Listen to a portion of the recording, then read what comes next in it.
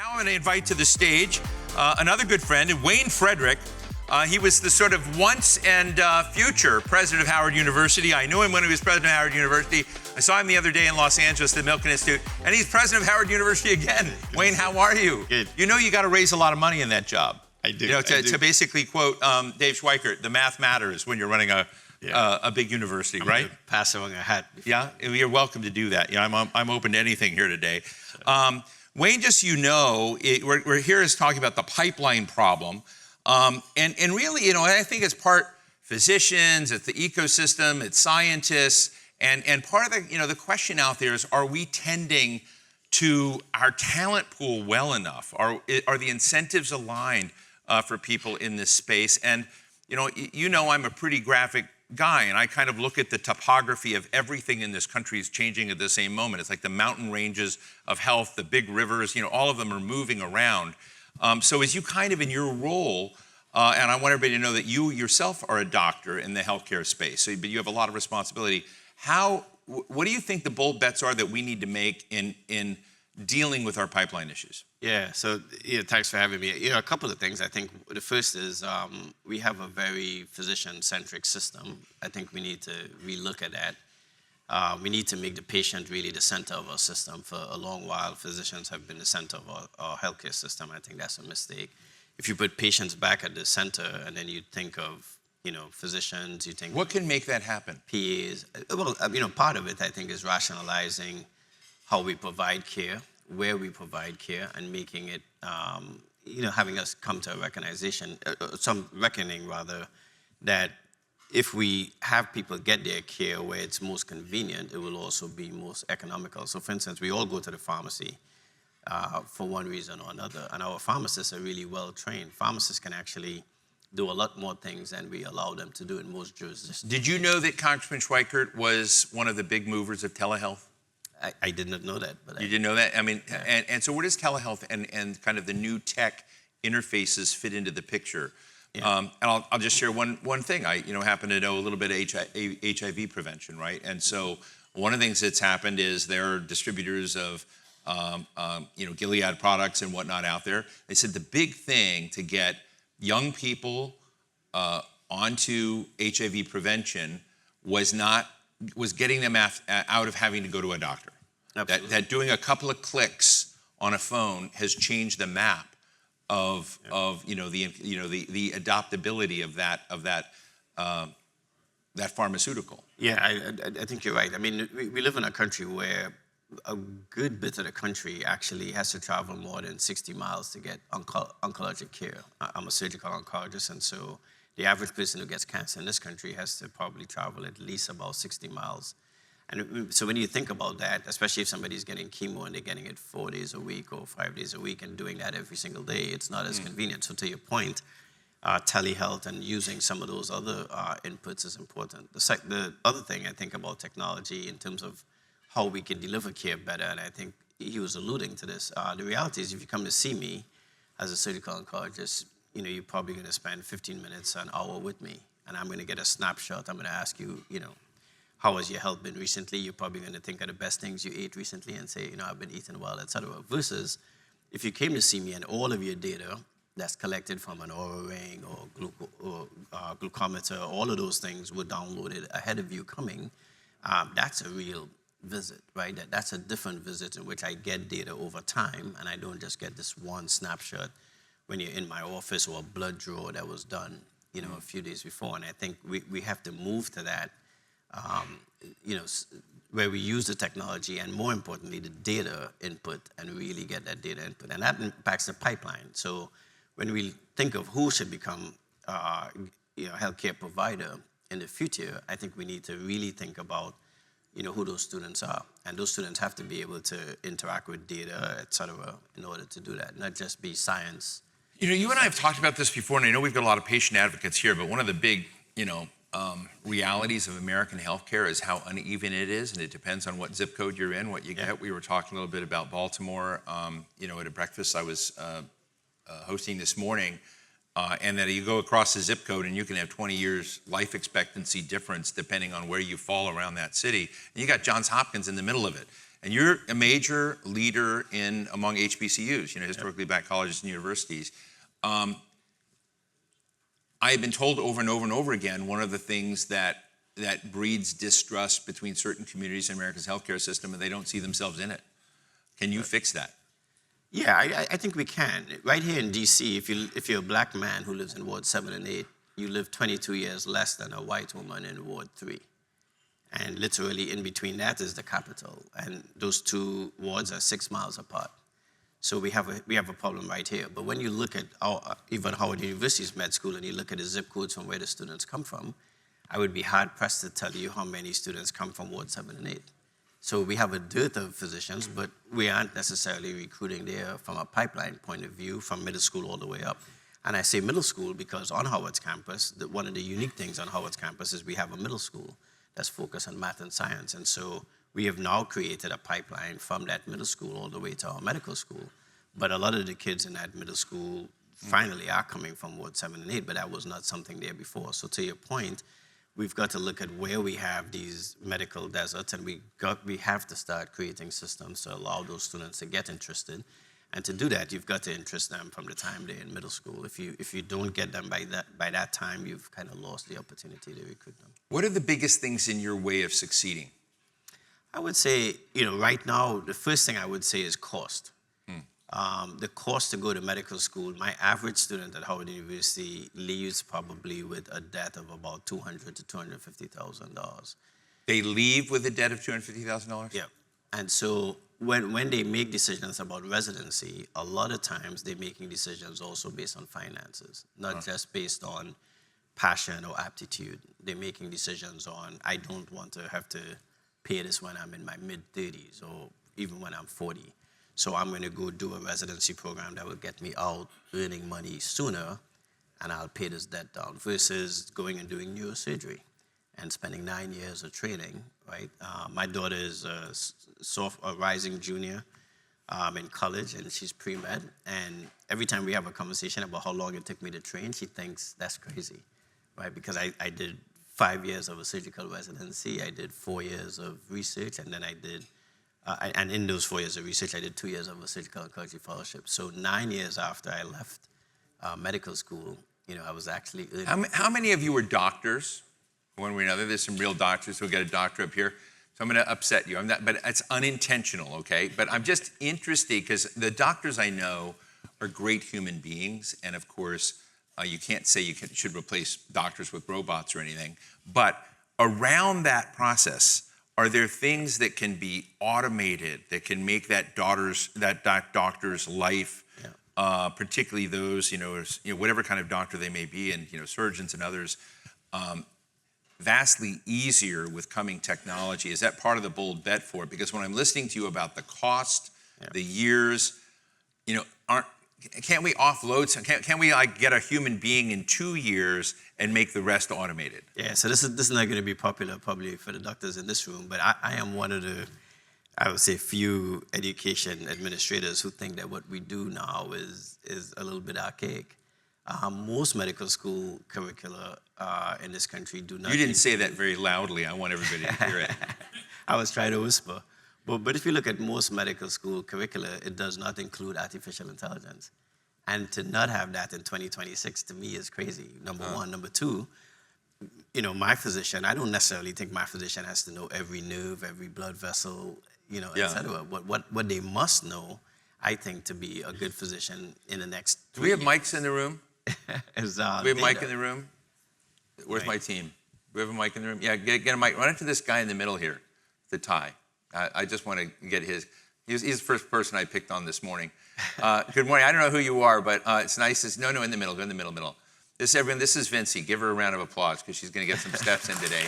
But I want to come to you, doctor, because you raised your hand, and I met you when we walked in this morning, and get your take on the pipeline issue real quick, and if you have any questions for Wayne Frederick.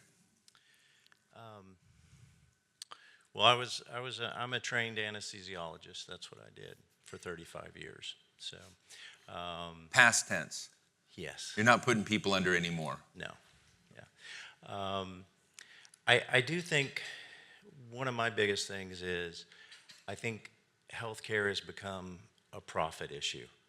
where there are lots of people trying to skim off profit through every aspect, from the beginning all the way to the end. And I think that's what brings up the price of everything. That's my opinion. Well, thank you. Well, your thoughts on that, and as you respond, Yeah. Wayne, you and I were at I think I can say it, I don't know how off the record it was. I've sometimes got to remember these things better, but we were in Los Angeles, and we were talking about healthcare systems, ecosystems, hospitals, and really, just like I tell my team, I'm obsessed with excellence, and how do you get excellence is very hard to achieve, particularly when the financial side's eroding, the policy side's controversial, you've got trust issues broadly, technology's coming in. So I would ask you to respond to the gentleman about, those that are gaming the system that are undermining, which is another feature. But I'm interested in just health excellence and, in our last minute, what can we do to change that game? Yeah, we spend about a sixth of our GDP on healthcare and healthcare issues, but if you look at where we spend that money, it's very skewed. We spend more money in the last year of life than we do on prevention. And so I think if you were to rationalize resources and you said to someone, let's set policy that puts more money into prevention and screening so that we catch things earlier and we give people an opportunity, I think it's good. We have a healthcare system as well that's focused on disease versus wellness, right? We don't reward people for keeping people healthy. So primary care physicians, when you look at reimbursement, if they were to, set up an exercise program for a patient, et cetera, we don't reward them. How many of your trained folks go off into the military?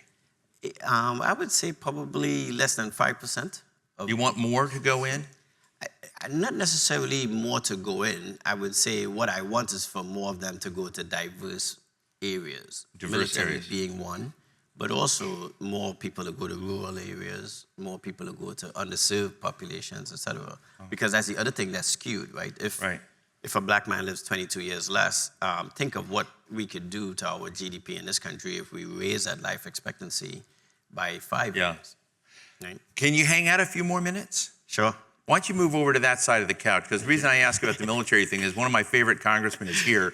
Let's please welcome to the show Representative Rich McCormick from Georgia. Representative McCormick, thank you, Rich. Good to see you. Do you know Wayne Frederick, president of Howard University? Pleasure. He's producing people. I mentioned the military because our topic here is the white coat and the uniform. Rich, of course, is a doctor, but he was a Marine Corps and Navy veteran, helicopter pilot. In Africa, the Persian Gulf, Afghanistan, an emergency room physician. And I've had him in a number of, I do a lot of national security stuff. Don't forget Morehouse. Yeah, there you go.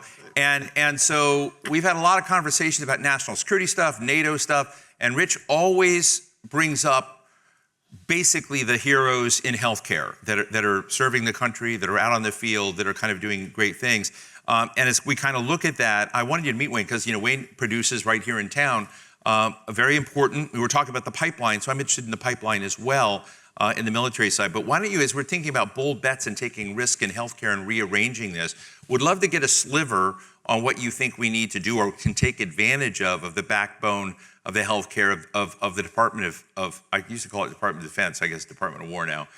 I was a DOD brat, so it's hard to change. But when kind of looking at that, Rich, what are the things that we can learn from that you've been a part of that could help deal with some of the other challenges broadly in American healthcare? I think we're at a pivotal point right now. If you look at healthcare, its disparities, the expense. I actually take note, you said 1/6 of the economy, 1/5 of the economy now. It's grown. The administrative costs used to be around 10%, then it went to 17%. By the time I was in medical school, it was 25%. Now it's 30% is the administrative cost of healthcare. 30%, almost a third of every dollar spent on healthcare is administrative. Where does that come from? Health insurance companies that basically say they know the numbers, they know that there's so much wiggle room that they can basically deny a third of all claims. A third of all claims. A third in the ER of 40% and get away with it, knowing that you're not going to pursue them all because it costs you about $300 to $400 to pursue it. And they do it on purpose, knowing they're going to get away with it, making 240% more in net profits since before the Affordable Care Act, watching doctors' compensation go down by 30% since the Affordable Care Act. And he said these doctors, leave his place with $250,000 of debt. Yep, and not to mention the cost of education going up. The two biggest inflationary costs to America, what are they? Healthcare, monetarily, is second in percentage, first in just sheer cost, and education, number one in inflationary cost as a percentage. What two things has government become increasingly involved in the last couple decades? Healthcare and education. The government is the problem. We are the problem. When we say, I'm gonna guarantee you a loan at any school you want for any major you want, and so we get majors that don't apply to society, when we have an antiquated educational system based on didactic training in all schools, which we've had for hundreds of years, that's not working, that since the establishment of the Department of Education has seen nothing but a decline in American education, where we're producing less and less STEM students, so relying on foreign students to come and fill those in our higher education systems, which is the best in the world, but then sending back to the countries to compete with us. What are we doing? Why not use AI to streamline the way we actually figure out how kids learn? Encourage them towards STEM learning. Encourage people who are in minority status who are not traditionally performing well to do better, to actually, and you're not gonna replace a parent. There's no replacing parents, right? Parents are the absolute start of everything that's good or bad in our society. We can't replace, any government agency comes in and says, hey, I'm gonna fix it, beware.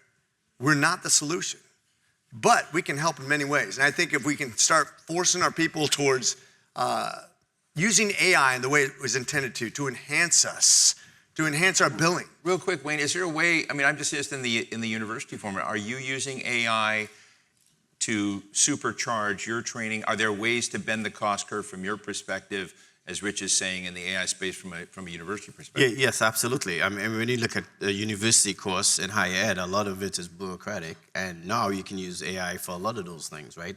Look at my financial aid office, having every student go to see a financial aid counselor, you can use AI for maybe 80% of the things that Are you going to be the AI agent at Howard University, reducing the bureaucracy of your university?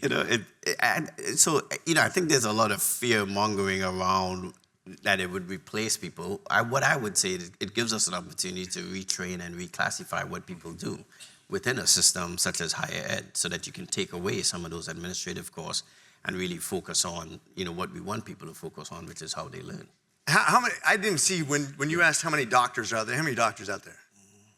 Physicians, okay, so you're not raising. We have them out there. High, They're okay. scared I'm going to call on them. Yeah, I get you. So here, I'm not going to call on you, but here, you guys know that we have a massive problem and that when we bill, there's automatic debt. Imagine if we wrote legislation that, by the way, corrected the HIPAA problems we have too, but imagine if, as an insurance company denies you and you win in litigation because it's a 90% standard of care, that they get punished and you get a $300 check per denial. Mm-hmm. You know how transformative that would be?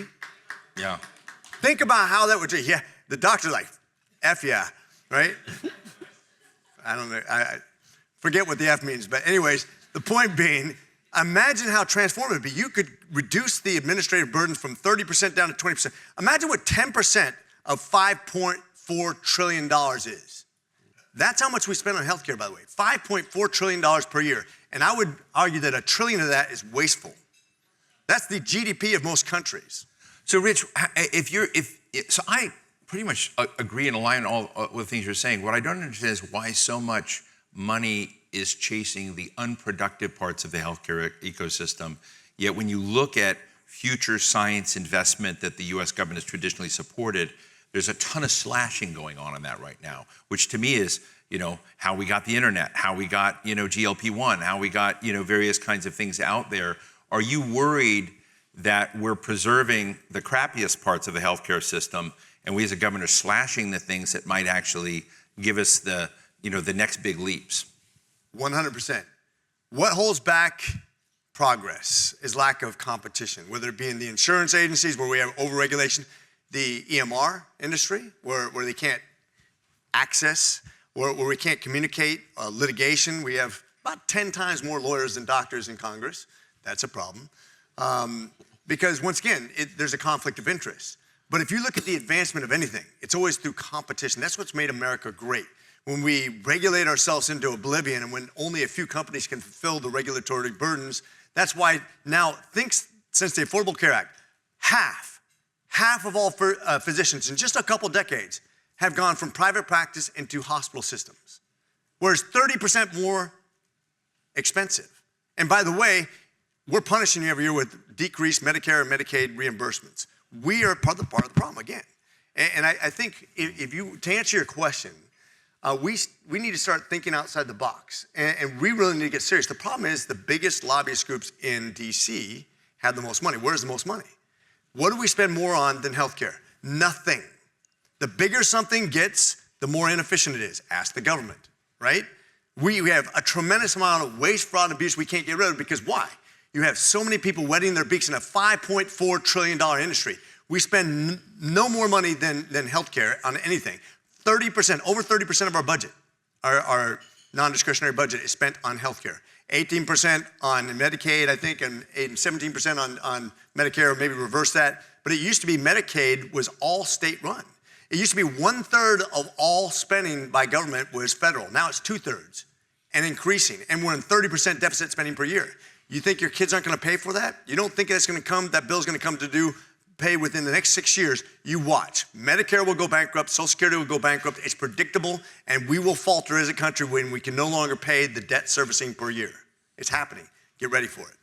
You know, I know this is wacky, but I'm seeing, that Wayne is a very creative thinker. I've talked to him a lot in the past on various things on why we're not able to shine a spotlight on the worst parts of this system and fix them. We used to basically, hey, why don't we have a White House summit on changing the game in healthcare? But, you're a member of Congress. You're like a co-equal branch of government. Why can't, Rich McCormick have a congressional summit on changing the game in healthcare? Well, we had Doctors Caucus meeting this morning, literally on some of these topics. I had the presidential staff over to my office last week. We actually looked at their 6-point promise and plan, gave them a lot of feedback because some of it's not entirely realistic. Realize you have policy people who have never spent a day in medicine in their life trying to come up with solutions. Wayne is nodding vigorously with that. Yeah. Absolutely. And there's the rub. You have people who come into administrations who are connected to the president, who are very well-meaning, but seldom are experts in that field. And so that's part of the problem. But we give a good feedback, Luke, and I do feel like the president's listening. I think we should be able to make some incremental changes towards what's good. It'll never be great because, as you guys know, it's a lot run by government. One area before we go, and I really appreciate you both hanging out here, but we've got Alicia Jackson coming up. I don't know if you know Alicia. She's fantastic as head of ARPA-H. But I am interested, we have a pool of former service members, veterans. We have Veterans Administration. One of the things I really tried to do today, and I was trying to get some friends from DOE, Dario Gillen, over, and he wasn't able to make it today, but people outside the silo of healthcare to look at how you might impact it. The Department of Energy has traditionally had all these supercomputers, all this information about veterans' health. Like the Department of Energy matters in the healthcare picture. We have NVIDIA, Anthropic, Google in the room here as part of it. So kind of looking out of that shell for figuring, are there ways to use new tech to kind of come in and disrupt, the status quo and inertia in the healthcare system. But I guess my question on this is we're sort of looking at shaking up some of this, and we've got ARPA-H coming up here to figure out how they're going to do it. What do you think, by way of veterans and the fact that you kind of have a population there that we could be moving more expeditiously on and addressing it in a way that is kind of R&D on how to be better and then to bring that more broadly into society? Now, ironically, veterans are the one group that you can say are under a one-payer system, right? It's almost like a sample of what government-funded healthcare could be. And you can see how well we've done with it. I think we should have a BRAC on VAs, but it's never gonna happen because you have a hospital in South Dakota, for example. Imagine 2 senators saying, yeah, we're gonna let you close that hospital down that has more administrators than patients per week. And not to mention keeping the lights on in a hospital system when you could send them out and TRICARE have 10 times better healthcare by people who actually practice acute healthcare. But that's the protectionism of the VA. And I think you should close VAs that are not performing. They're all autonomous. They have autonomous supervision. But I'm a big believer in do what's right for the patient, right? That's as we physicians look at healthcare, do what's right for the people. The problem is that there's a lot of people, once again, wetting their beak in the government, and protectionism has always existed. Even in BRAC, when we were trying to close and realign bases, there are always people, not my base, close those bases, but not my base. And that's the problem with government. But once again, if we can start exposing this, as people get more information, they lean on they change the narrative. But you can see it's very hard to compete with Iran and Israel and Taiwan and Ukraine, and that's just foreign. We have a few things going on in domestic policy too, so it's very hard to get through all the clutter of the media, not to mention your TikTok views, which are kind of... Wayne, are you into rugby at all? No. No, okay, well that's, gonna try to get you guys together again, but it might be difficult because, one of the cool things about Rich McCormick is he's chair of the Congressional Rugby Caucus, which is really cool. Okay. I thought he was chair of the Men's Health, caucus. or co-chair of the I Men's just played Health soccer Caucus last night. and the GOP Doctors so- Caucus. And so really, really appreciate you both joining us here. Congressman Rich McCormick, thank you so much. Wayne Frederick from Howard University. Thanks, my friend. Thank you. Thank you, Wayne. Thank you so much.